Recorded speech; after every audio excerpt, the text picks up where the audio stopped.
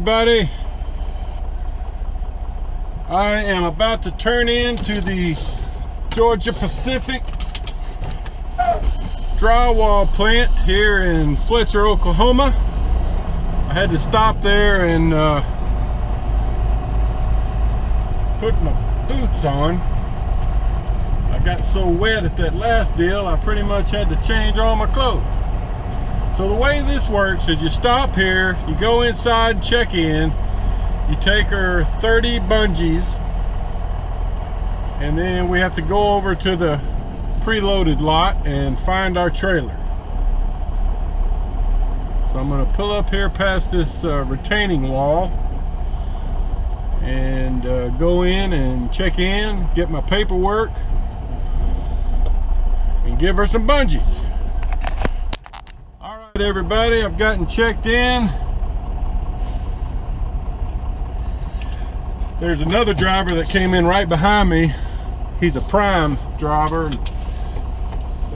I don't think he's ever been here before. He sounded like he's kind of new to trucking, so I was kind of telling him a little bit of how it works here. He's probably going to have to go back and get some bungees because he came in without any bungees. Oh, and you gotta leave them 30 bungees, and then you gotta get your 2 big lumber tarps out and put them up on the deck of the trailer. I'll do that once I get over here, but she made sure to tell me about that. I said, oh yeah, I know, I've picked up here many times. So now, I was just here maybe, I don't know, maybe 3 weeks ago. So this may look familiar to some of you if you've watched a lot of my videos. We do pick up a lot of loads from over here. In fact, that guy I was just talking to, the prime driver, he says, is Maverick dedicated out of here? And I was like, no, but we do pick up a lot of stuff here. I don't think we have dedicated people that work here, but we are one of the main trucking carriers that works. I mean, they've got different trucking companies that work out of here, which you'll be able to tell that once you get a shot of some of the, I can see 3 or 4 different trucks over here right now, working on their loads. But anyway, I'm about to go through this gate and then kind of turn right, and this is the preload lot. So what I have to do is go over and find my trailer. It's on my paperwork. It's F22019, and then I've got to drop this trailer, put the 2 big tarps up on top of the trailer, and then find, park either beside or in front of the trailer I'm getting, and swap my materials. I'll have to swap all my boards and skid mats and all of that stuff. If you've watched my videos, you've been through that before. But you can see over on this side straight ahead is where they have some of the loaded trailers. You can see there's different guys here working. There's a Black Hawk guy, there's a Maverick guy, and then there's a McElroy guy down there, and then 2 McElroys, and then somebody else. And then over on the other side is full of drop trailers. So there's my trailer right there, and there's an open spot beside it. So I'm just gonna make a U-turn here and just park right beside that trailer, and then what they do is they come and get these empty trailers and I guess do a lot of the loading at night. I'm not real sure about that, but that's my guess.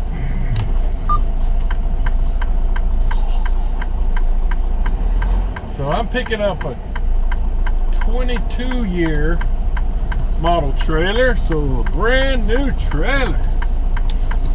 Well, pretty new anyway. Alright, so I'm backing up here. I want to leave myself a little bit of room. Don't want to get in here too tight because I want to leave a few feet where I can get in there and work.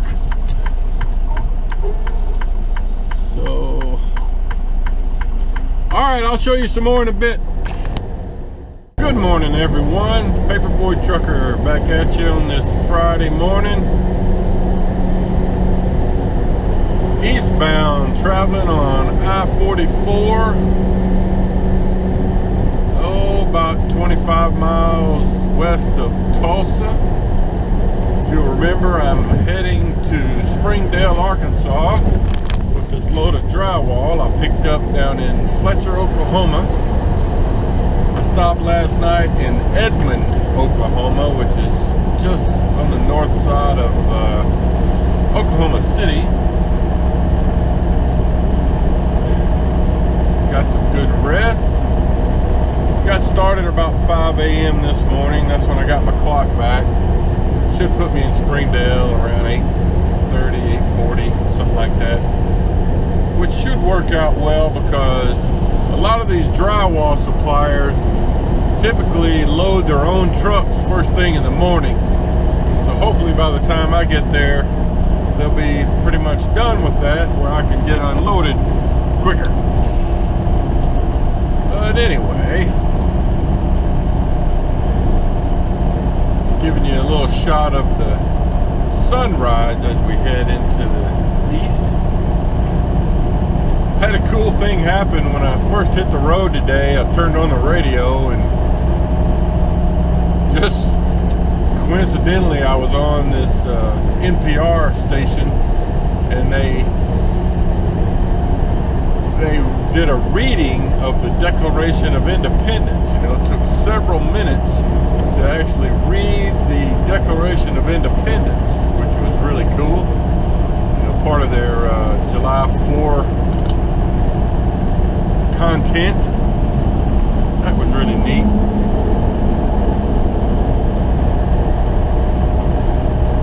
And I was thinking, you know, back down when I was in Laredo a few days ago, I was talking on the CB to another Maverick driver. We were kind of following each other over to our next pickup location, and he was right behind me, but we were talking on the CB about seeing all the border agents, you know, just tons of them down in that area.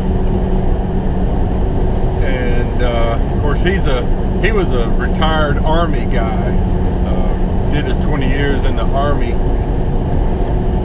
and I made the comment, you know, that it's, whoa, there's a good bump.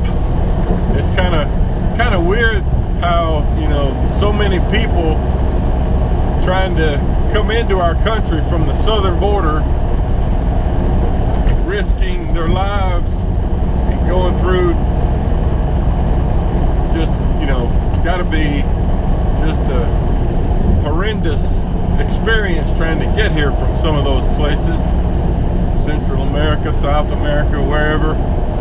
You know, some people, what they'll go through to try to get here, and then we seem to have so many people nowadays that don't, you know, that act like they don't even want to be here.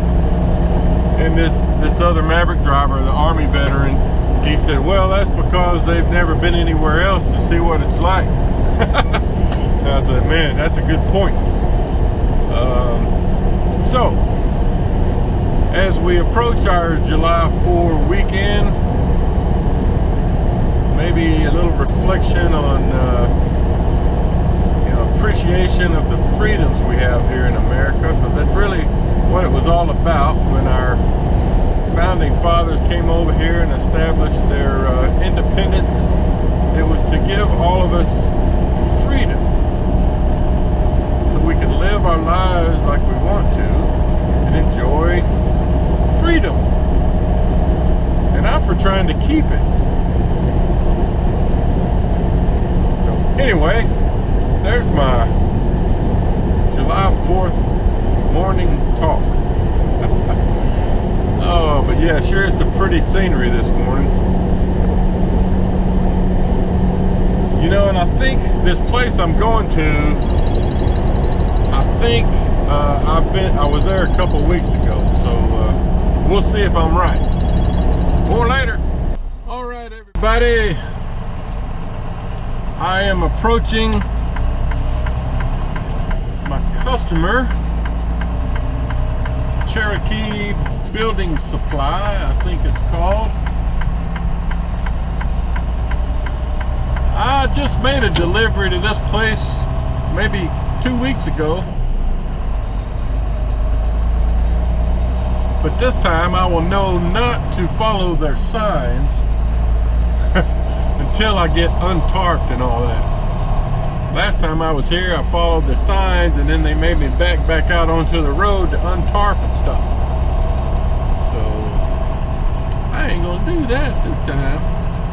So this is,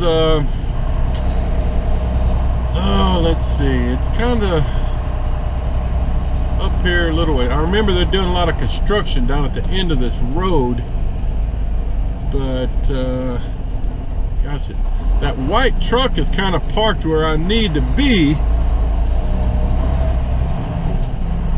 but I don't want to block this other business, so I'm gonna pull up past this white truck.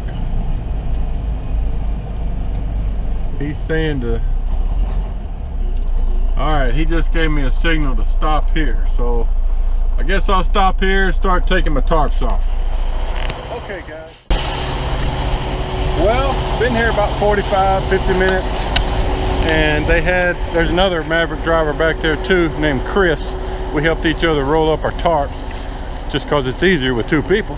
But here's my load, 3 stacks high, and they told us to park out here and unstrap and untarp, and then the way it works is we'll have to go around that way, around the building, and come out right there, parked like that truck is. So that's kind of how it works. So let me do that. All right, let's see if we can get around this building.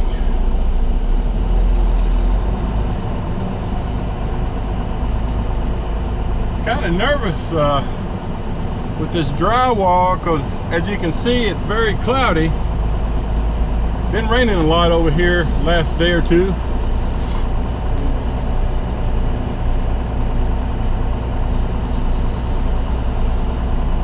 But of course I'm leaving the plastic layer on. We'll rip it off once we get around there and get parked. Last time I was here a couple weeks ago, they had two guys that came out and unloaded. So once they started working on it, it was pretty quick.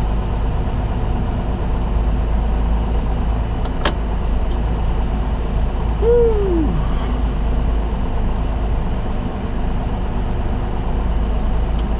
So you can see out in this area, they've got a lot of their steel supports.